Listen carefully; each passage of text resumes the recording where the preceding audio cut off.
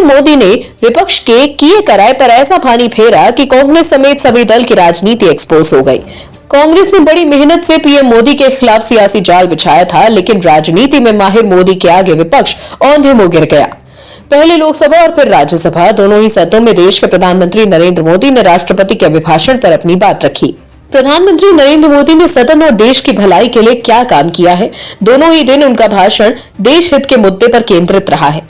देश के प्रधानमंत्री नरेंद्र मोदी ने विपक्ष के उन तमाम मुद्दों को सिरे से नकार दिया जो देश हित में नहीं थे और जिन मुद्दों का काम देश को भ्रमित और देश की छवि खराब करना था। विपक्ष ने गौतम अडानी का नाम लेकर सरकार और नरेंद्र मोदी पर खूब निशाना साधा, लेकिन मोदी जो राजनीति और देश के प्रति अपने कर्तव्य को पूरा करने में माहिर हैं, वो बिल्कुल भी विपक्ष के भ्रामक प्रचार में नहीं फंसे और विपक्ष को बता दिया कि वो अपनी पिच पर ही खेलेंगे, न कि विपक्ष द्वारा तैयार की गई पिच पर। विपक्ष चिल्लाता रह गया, जवाब दो, लेकिन नरेंद्र मोदी ने अपनी राजनीतिक चतुराई का ऐसा परिचय दिया कि देश की जनता का दिल भी जीता और विपक्ष को धराशाही भी कर दिया। आपको बताते चले कि कैसे पीएम नरेंद्र मोदी ने विपक्ष को उन्हीं की तैयार पिच पर आउट किया। प्रधानमंत्री लोकसभा में बोलने के लिए खड़े हुए तो उन्होंने बताया कि आम जनता के हित के लिए सरकार कौन कौन सी योजनाओं का क्रियान्वयन कर रही है। नरेंद्र मोदी ने राज्यसभा में दिए अपने भाषण में रोजगार पर चर्चा की। इसके जरिए उन्होंने बताया कि उनकी सरकार में किन किन क्षेत्रों में रोजगार के अवसर शुरू हुए हैं। साथ ही उन्होंने कांग्रेस समेत विपक्ष पर हमला बोलते हुए कहा कि जिनको नौकरी और रोजगार के बीच का फर्क नहीं पता, वो लोग अपने उपदेश दे रहे हैं। प्रधानमंत्री ने कहा कि पिछले 9 सालों से अर्थव्यवस्था का जो विस्तार हुआ है, नए सेक्टर्स में रोजगार की संभावनाएं बढ़ी हैं। आज ग्रीन इकोनॉमी में देश तेजी से आगे बढ़ रहा है, जिससे ग्रीन जॉब्स की बहुत बड़ी संभावनाएं धरती पर उतर कर दिखाई दी हैं। डिजिटल इंडिया के विस्तार से डिजिटल इकोनॉमी का नया क्षेत्र बना है। 5 लाख कॉमन सर्विस सेंटर्स गांव के अंदर हैं। एक में 2-2, 5-5 लोग रोजी रोटी कमाते हैं। प्रधानमंत्री के अगर आप दोनों ही दिन के भाषण पर गौर करेंगे तो आपको समझ में आएगा कि किस तरह पीएम नरेंद्र मोदी ने 2024 के राजनीतिक माहौल को साफ कर दिया कि हल्ला किसी भी बात पर हो, लेकिन चर्चा तो हमारे भाषणों की ही होगी। दिल्ली के मुखिया और आम आदमी पार्टी के संयोजक अरविंद केजरीवाल मानो कि जैसे कि ये सत्ता में सिर्फ भ्रष्टाचार करने के लिए ही आए हैं। ऐसा हम नहीं, बल्कि उनकी और उनके नेताओं की खुलती हुई पोल बयां करती है। आपको बता दें, महज 1 दशक के राजनीतिक सफर में एक के बाद एक सफलताएं अर्जित करने वाली आम आदमी पार्टी के संयोजक के लिए समय ठीक नहीं चल रहा। दिल्ली के मुख्यमंत्री एक के बाद एक आरोपों और मुश्किलों में घिरते जा रहे हैं। शराब घोटाले में लगते आरोपों और राजभवन से टकराव की वजह से कामकाज में आ रही दिक्कतों के बीच जासूसी कांड से खलबली मच गई है। सेंट्रल ब्यूरो ऑफ इन्वेस्टिगेशन यानी सीबीआई ने प्रारंभिक जांच में दावा किया है कि 2015 में पूर्ण बहुमत के साथ सत्ता में आने के बाद आम आदमी पार्टी सरकार ने विजिलेंस डिपार्टमेंट में फीडबैक यूनिट का गठन किया और इससे नेताओं की जासूसी कराई। सीबीआई ने इस मामले में केस दर्ज करने की अनुमति मांगी है। कहा जा रहा है कि सीबीआई को जांच की मंजूरी मिलने के बाद केजरीवाल एंड कंपनी की मुश्किलें बढ़ सकती हैं और इस मामले में चौंकाने वाले खुलासे हो सकते हैं, क्योंकि सीबीआई ने केजरीवाल खास और पार्टी में नंबर 2 की हैसियत रखने वाले उप मुख्यमंत्री मनीष सिसोदिया के खिलाफ एफआईआर दर्ज करने की अनुमति मांगी है, जो कि विजिलेंस डिपार्टमेंट के हेड हैं। वहीं इस मामले पर बीजेपी ने केजरीवाल के खिलाफ मोर्चा खोल दिया है। बीजेपी ने केजरीवाल के घर के बाहर जोरदार प्रदर्शन भी किया। वहीं दिल्ली बीजेपी के तमाम बड़े नेता केजरीवाल पर निशाना साध रहे हैं। भ्रष्टाचार के आरोपों में घिरी केजरीवाल सरकार के लिए जासूसी के आरोप को और भी बड़ा संकट माना जा रहा है। देश में इससे पहले भी कई बार जासूसी के आरोपों से राजनीतिक भूचाल आते रहे हैं। राज्य से लेकर केंद्र तक की सरकार की बलि जासूसी कांड ने ली है। 1988 में कर्नाटक के मुख्यमंत्री रामकृष्ण को जासूसी के आरोप पर इस्तीफा देना पड़ा था, तो 6 मार्च 1991 को चंद्रशेखर को प्रधानमंत्री पद से इस्तीफा देना पड़ा था। पेगासस सॉफ्टवेयर से जासूसी के आरोपों की वजह से मोदी सरकार को भी विपक्ष का प्रहार का सामना करना पड़ा। केजरीवाल साहब को अनुमान भी नहीं है कि ये जासूसी वाले कांड में कितना बुरा फंस सकते हैं। आपको बता दें, 1990 में तब के प्रधानमंत्री चंद्रशेखर को भी जासूसों के आरोप के बाद इस्तीफा देना पड़ा था। पूर्व प्रधानमंत्री राजीव गांधी के घर के बाहर हरियाणा सीआईडी के 2 पुलिसकर्मियों के पकड़े जाने पर जासूसी का शोर मचा था। कांग्रेस के समर्थन से बनी समाजवादी जनता पार्टी की सरकार 4 महीने में ही गिर गई थी। उस समय हरियाणा में ओम प्रकाश चौटाला मुख्यमंत्री थे, जो कि समाजवादी जनता पार्टी के ही नेता थे। कहा गया कि चंद्रशेखर के कहने पर चौटाला ने राजीव गांधी की जासूसी कराई। तो अगर दिल्ली जासूसी कांड का खुलासा होता है तो आम आदमी पार्टी बच नहीं सकती और न ही खुद पार्टी के मुखिया यानी कि सीएम अरविंद केजरीवाल।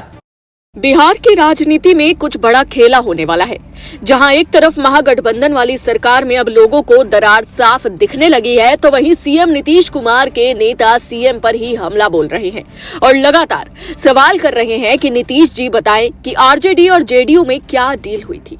वहीं आरजेडी के भी कई नेता नीतीश कुमार के खिलाफ मोर्चा खोले हुए हैं। समय समय पर आरजेडी के कई नेता नीतीश कुमार पर सीएम की कुर्सी खाली कर तेजस्वी को सौंपने का भी दबाव बना रहे हैं। वहीं बीजेपी ने भी नीतीश कुमार के लिए दरवाजे बंद कर दिए हैं। बीजेपी ने साफ साफ कह दिया है कि वो अब नीतीश कुमार के साथ कभी गठबंधन नहीं करेगी। मतलब अब आप ये समझिए कि सीएम नीतीश कुमार की हालात वही हो गई है कि ना वो अब घर के रहे हैं और ना ही घाट के। हालांकि बीजेपी ने अब नीतीश कुमार के खिलाफ जबरदस्त घेराबंदी की है। लोकसभा चुनाव से पहले बीजेपी नीतीश कुमार की क्षति पूर्ति में जुट गई है। नीतीश के विकल्प के रूप में बीजेपी अब न केवल राज्य में जातीय समीकरण साध रही है, बल्कि नीतीश कुमार को किस तरह कमजोर किया जाए, इस मोर्चे पर भी बीजेपी जोर शोर से काम कर रही है। सबसे पहले नीतीश कुमार के बेहद करीबी रहे आरसीपी सिंह को उनसे दूर किया गया। इसके बाद अब बीजेपी की ओर से उपेंद्र कुशवाहा का इस्तेमाल कर नीतीश कुमार के कोर वोट बैंक अति पिछड़ा वर्ग में सेंधमारी करने की कोशिश की जा रही है। वहीं दलित वोट बैंक को साधने के लिए चिराग पासवान पहले ही बीजेपी को अपना समर्थन देने का ऐलान कर चुके हैं। इसके अलावा चर्चा ये भी है कि बीजेपी पूर्व मुख्यमंत्री जीतन राम मांझी और मुकेश सहनी को भी अपने पाले में करने की जुगत में जुट गई है। इन नेताओं को एक साथ लाकर भगवा दल नीतीश कुमार की पार्टी के वोट बैंक में सेंधमारी करने की कोशिश में है। आरसीपी सिंह न सिर्फ नीतीश कुमार के करीबी नेता रहे हैं, बल्कि वे नीतीश कुमार की ही जाति यानी कुर्मी जाति से आते हैं। इतना ही नहीं, वे उनके गृह जिले नालंदा से भी आते हैं। ऐसे में आरसीपी सिंह के माध्यम से बीजेपी नीतीश कुमार को उनके घर में ही घेरने की कोशिश कर रही है। आरसीपी सिंह के बाद अब बीजेपी ने उपेंद्र कुशवाहा को साथ लाने की कवायद शुरू कर दी है। वहीं उन्हें किस तरह समायोजित किया जाए, इस पर भी मंथन शुरू हो गया है। राज्य भर में कुशवाहा समाज की कुल आबादी लगभग 10% है। ऐसे में उपेंद्र कुशवाहा के बीजेपी के साथ आने से बीजेपी को कुछ % वोटों का फायदा जरूर होगा। आरसीपी सिंह और उपेंद्र कुशवाहा के बहाने जहां बीजेपी अति पिछड़े वोटों में बैटिंग करने की तैयारी कर रही है, वहीं दलित वोट वर्ग के लिए चिराग पासवान को तैयार किया जा रहा है। चिराग पासवान कह चुके हैं कि उनकी बीजेपी से बात चल रही है। अब बीजेपी बिहार में नीतीश कुमार के बिना ही सियासी जमीन तैयार करने में जुट गई है। इसको लेकर बीजेपी के कई बड़े नेता लगातार बिहार का दौरा कर रहे हैं और उनमें गृह मंत्री अमित शाह भी शामिल हैं। इस देश की कुछ राजनीतिक पार्टियां सत्ता लाभ के लिए इस देश के आर्थिक तंत्र को दीमक की तरह खोखला कर रही हैं। अपनी पार्टी के विस्तार के लिए ये राजनीतिक पार्टियां देश और प्रदेश को गर्त में भी धकेलने से गुरेज नहीं करती हैं। जैसे ही चुनाव आते हैं, ये पार्टियां फ्री का लॉलीपॉप लेकर मार्केट में फैल जाती हैं। और अभी फ्री का लॉलीपॉप देने में कौन सी पार्टी अव्वल है, इस प्रश्न का जवाब देने में ज्यादा परेशानी नहीं होनी चाहिए। क्या आप गैस कर चुके हैं? आपका जवाब एकदम सही है। हम भी उसी पार्टी का नाम बता देते हैं। उस पार्टी का नाम है कथित कट्टर ईमानदार पार्टी आम आदमी पार्टी। ये दिल्ली की वही पार्टी है जो चुनाव दर चुनाव, राज्य दर राज्य अपना फ्री ले लो वाला झोला लेकर पहुंच जाती है, फिर चाहे इनके फ्री के चक्कर में देश और प्रदेश पूरी तरह से आर्थिक रूप से खोखला ही क्यों ना हो जाए। आम आदमी पार्टी ने अपने राजनीतिक विस्तार के लिए एक छोटा तरीका निकाल लिया है कि फ्री का पोस्टर दिखाओ और वोट अपनी झोली में डाल लो। आम आदमी पार्टी बस अपना राजनीतिक विस्तार चाहती है, भले ही उसकी कीमत देश और प्रदेश को खोखला कर ही देना क्यों ना हो। आम आदमी पार्टी की योजना और चुनावी रणनीति इस बात पर कम होती है कि हम क्यों नहीं ऐसा ब्लूप्रिंट जनता के सामने रखें जिससे उनकी आमदनी बढ़े, लेकिन वो ऐसा करेंगे नहीं, क्योंकि उसमें लगेगी मेहनत और पार्टी के विस्तार को पहुंचेगी बाधा। इसलिए देश और विदेश की चिंता मत करो, चिंता इस बात की करो कि सरकार कैसे बनेगी और किस प्रदेश में बनेगी। ऐसे ही शॉर्टकट से अरविंद केजरीवाल एंड पार्टी ने पंजाब जैसे सीमावर्ती क्षेत्र में अपनी सरकार बनाए लोगों को भरोसा दिलाया कि हम आपको फ्री बिजली पानी देंगे और सरकार का कर्ज भी खत्म करेंगे। लेकिन अब उनकी चुनावी रेवड़ी के कारण पंजाब अब आर्थिक संकट में फंस गया है।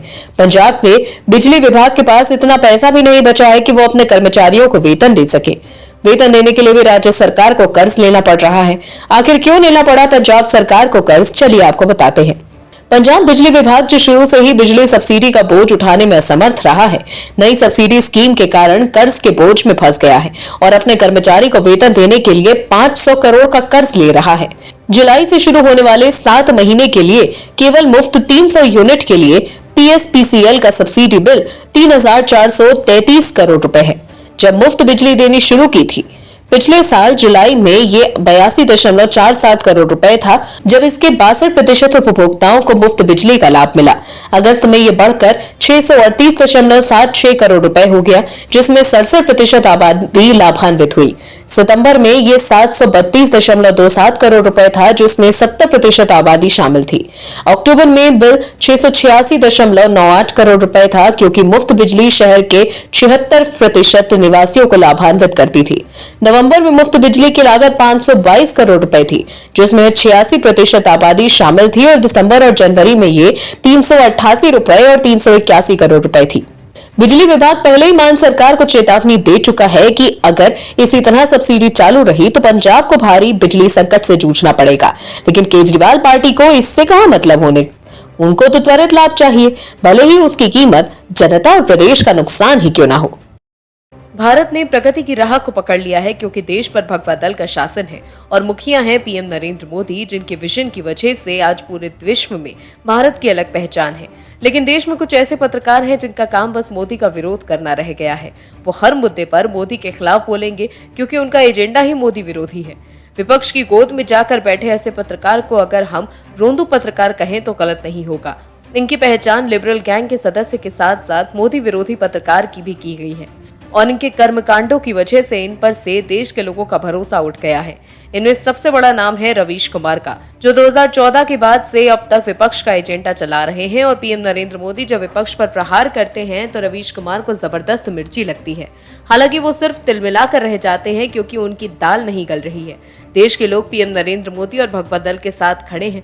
दरअसल राज्यसभा में कांग्रेस और बाकी के विपक्षी दलों पर तीखा हमला करते हुए प्रधानमंत्री नरेंद्र मोदी ने गुरुवार को कहा कि देश देख रहा है, एक अकेला कितनों पर भारी पड़ रहा है।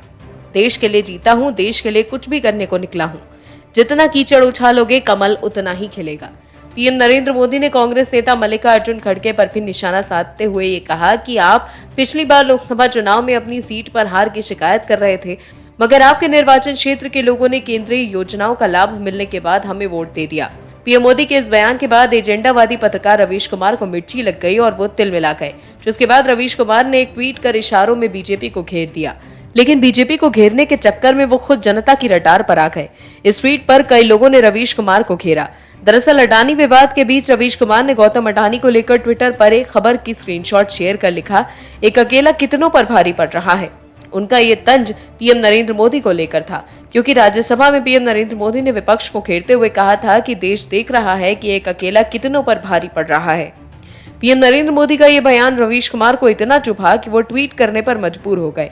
हालांकि उनके इस ट्वीट पर लोगों ने उन्हें करारा जवाब भी दिया। साक्षी सिंह नाम के एक यूजर ने लिखा कि रवीश, तुम हमेशा मोदी विरोधी ट्वीट करते हो, इसीलिए तुम्हें पैसे मिलते हैं, तो फिर आपको अपना घर चलाने के लिए मोदी जी को धन्यवाद देना चाहिए। तो वहीं प्रमोद नाम के एक यूजर ने रवीश कुमार की खिंचाई करते हुए लिखा कि भारतीय राजा क्रूर अत्याचारी है, ये बताने ईस्ट इंडिया कंपनी आई थी और अब भारतीय बिजनेसमैन लुटेरे हैं, ये हिंडनबर्ग और बीबीसी बताने आए हैं, जिस पर हैशटैग सपोले फुफकार रहे हैं। तो वहीं अमरीय मिश्र नाम के एक यूजर ने लिखा कि अडानी के चक्कर में ना पड़िए, क्योंकि वो बड़ा आदमी है। आप ध्रुव राठी के चक्कर में पड़िए, देखते ही देखते वो सबसे बड़ा वाला यूट्यूबर बनता जा रहा है, जो कि आपके करियर के लिए ठीक बात नहीं। कहीं लोग आपके बजाय उसे ही ना देखने लगे। आपका असली कंपटीशन राठी है। इसके अलावा भी कई और लोगों ने रवीश कुमार को करारा जवाब दिया। तो देखा आपने, रवीश कुमार पीएम और बीजेपी को घेरने चले थे, लेकिन वो खुद लोगों के निशाने पर आ गए। भारत की पहचान एक विश्व गुरु के रूप में है और इस विश्व गुरु वाले देश पर बीजेपी का राज है, जो लगातार देश को आगे बढ़ाने का काम कर रही है। नरेंद्र मोदी के पीएम बनने के बाद से ही देश रॉकेट की रफ्तार से तरक्की कर रहा है। हालांकि मोदी विरोध के नशे में चूर विपक्ष भ्रम फैलाने का काम कर रहा है, लेकिन हर मोर्चे पर विपक्ष अब तक फेल ही होता नजर आया है, क्योंकि पीएम नरेंद्र मोदी 140 करोड़ देशवासियों को अपना परिवार मानकर हर वर्ग के लोगों के लिए दिन रात मेहनत करते हैं, जबकि इससे पहले की सरकारें परिवारवाद को बढ़ावा देती रही हैं। लेकिन अब मोदी सरकार के कामों को देखकर विपक्ष भी पीएम नरेंद्र मोदी और गृह मंत्री अमित शाह के आगे नतमस्तक होने लगा है। शराब घोटाले से लेकर जासूसी कांड में फंसती जा रही आम आदमी पार्टी के मुखिया अरविंद केजरीवाल ने भी मोदी और शाह का लोहा मान लिया है।